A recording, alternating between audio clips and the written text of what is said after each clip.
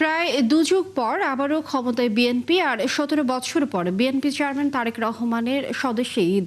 দলের নেতাকর্মীদের কাছে এ এক অনন্য উদযাপন। ঈদের নামাজ ও সর্বস্তরের মানুষের সাথে কুশল বিনিময় শেষে বিএনপির প্রতিষ্ঠাতা শহীদ রাষ্ট্রপতি জিয়াউর রহমানের সমাধিতে শ্রদ্ধা জানান প্রধানমন্ত্রী তারেক রহমান।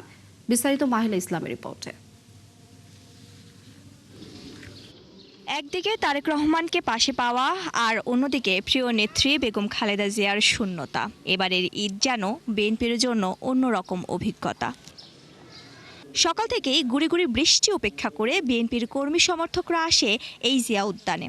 দোয়া ও মোনাজাতে তারা শ্রদ্ধা জানান শহীদ প্রেসিডেন্ট জিয়াউর রহমান এবং নন্দিত নেত্রী বেগম খালেদা জিয়াকে।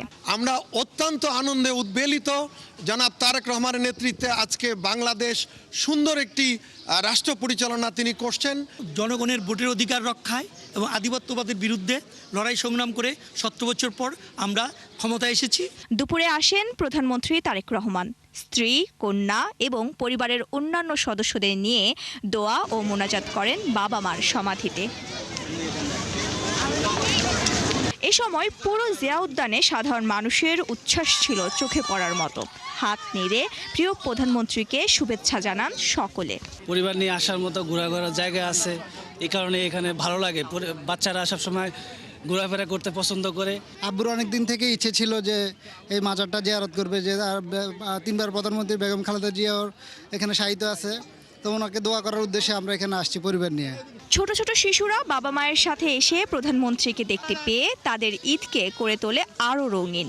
প্রধানমন্ত্রীকে দেখে হাত নাড়ালাম, তিনি আমাকে সালাম দিল, আমি সালামের উত্তর দিলাম। আমার আলহামদুলিল্লাহ অনেক ভালো লাগলো। এখানে ঘুরতে আসছি, আমাদের ঘুরতে ভালো লাগে। তারেক রহমানকে হাত নাড়িয়েছি। সামনের দিন হবে শান্তি ও সমৃদ্ধি প্রত্যাশা নেতাকর্মী ও সাধারণ মানুষের। শেরেবাংলা নগরে শহীদ প্রেসিডেন্ট জিয়াউর রহমানের এই সমাধি প্রাঙ্গণ তো দূরের কথা, নিজ নিজ বাসভবনেও বিএনপির অনেক নেতাকর্মী এই দীর্ঘ ১৭ বছর ঈদ উদযাপন করতে পারেনি। আর বিএনপি চেয়ারম্যান তারেক রহমান দীর্ঘ ১৭ বছর পর মাতৃভূমিতে ঈদ উদযাপন করছেন, তাও প্রধানমন্ত্রী হিসেবে।